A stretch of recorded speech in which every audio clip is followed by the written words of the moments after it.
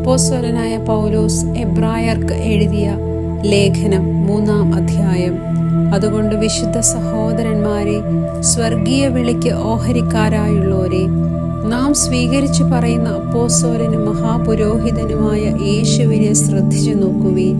മോശ ദൈവഭവനത്തിലൊക്കെയും വിശ്വസ്തനായിരുന്നതുപോലെ യേശുവും തന്നെ നിയമിച്ചാക്കിയവന് വിശ്വസ്തനാകുന്നു. ഭവനത്തെക്കാളും ഭവനം ചമച്ചവന് അധിക മാനമുള്ളതുപോലെ യേശുവും മോശയേക്കാൾ അധികം മഹത്വത്തിന് യോഗ്യനെന്ന് എണ്ണിയിരിക്കുന്നു. ഏത് ഭവനവും ചമപ്പാൻ ഒരാൾ വേണം. സർവവും ചമച്ചവൻ ദൈവം തന്നെ.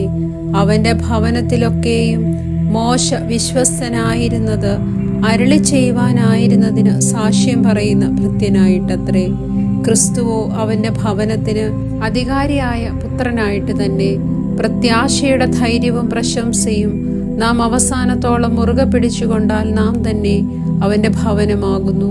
അതുകൊണ്ട് പരിശുദ്ധാത്മാവ് അരുളി ചെയ്യുന്നത് പോലെ, ഇന്ന് നിങ്ങൾ അവന്റെ ശബ്ദം കേൾക്കുന്നുവെങ്കിൽ മരുഭൂമിയിൽ വെച്ച് പരീക്ഷാ ദിവസത്തിലെ മത്സരത്തിലെന്ന പോലെ നിങ്ങളുടെ ഹൃദയം കഠിനമാക്കരുത്. അവിടെ വെച്ച് നിങ്ങളുടെ പിതാക്കന്മാർ എന്നെ പരീക്ഷിച്ചു, 40 ആണ്ട് എന്റെ പ്രവർത്തികളെ കണ്ടിട്ടും എന്നെ ശോധന ചെയ്തു. അതുകൊണ്ട് എനിക്ക് ആ തലമുറയോട് നീരസമുണ്ടായി. അവർ എപ്പോഴും തെറ്റിപ്പോകുന്ന ഹൃദയമുള്ളവരെന്നും എന്റെ വഴികളെ അറിയാത്തവരെന്നും ഞാൻ പറഞ്ഞു. അവർ എന്റെ സ്വസ്ഥതയിൽ പ്രവേശിക്കുകയില്ല എന്ന് ഞാൻ എന്റെ ക്രോധത്തിൽ സത്യം ചെയ്തു. സഹോദരന്മാരെ, ജീവനുള്ള ദൈവത്തെ ത്യജിച്ചു കളയാതിരിക്കേണ്ടതിന് അവിശ്വാസമുള്ള ദുഷ്ടഹൃദയം നിങ്ങളിൽ ആർക്കും ഉണ്ടാകാതിരിപ്പാൻ നോക്കുവീൻ. നിങ്ങൾ ആരും പാപത്തിന്റെ ചതിയാൽ കഠിനപ്പെടാതിരിക്കേണ്ടതിന് ഇന്ന് എന്ന് പറയുന്നിടത്തോളം നാൾ തോറും അന്യോന്യം പ്രബോധിപ്പിച്ചുകൊള്ളുവീൻ.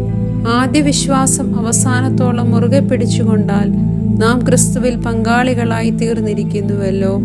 ഇന്ന് നിങ്ങൾ അവന്റെ ശബ്ദം കേൾക്കുന്നുവെങ്കിൽ മത്സരത്തിൽ എന്ന പോലെ നിങ്ങളുടെ ഹൃദയങ്ങളെ കഠിനമാക്കരുത് എന്ന് പറയുന്നതിൽ ആരാകുന്നു കേട്ടിട്ട് മത്സരിച്ചവർ? മിസ്രയീമിൽ നിന്ന് മോശ മുഖാന്തരം പുറപ്പെട്ടു വന്നവർ എല്ലാവരുമല്ലോ. 40 ആണ്ട് ആരോട് ക്രുദ്ധിച്ചു? പാപം ചെയ്തവരോടല്ലയോ? അവരുടെ ശവങ്ങൾ മരുഭൂമിയിൽ വീണുപോയി. എന്റെ സ്വസ്ഥതയിൽ പ്രവേശിക്കുകയില്ല എന്ന് ആണയിട്ടത് അനുസരണം കെട്ടവരോടല്ലാതെ പിന്നെ ആരോടാകുന്നു? ഇങ്ങനെ അവിശ്വാസ നിമിത്തം അവർക്ക് പ്രവേശിപ്പാൻ കഴിഞ്ഞില്ല എന്ന് നാം കാണുന്നു.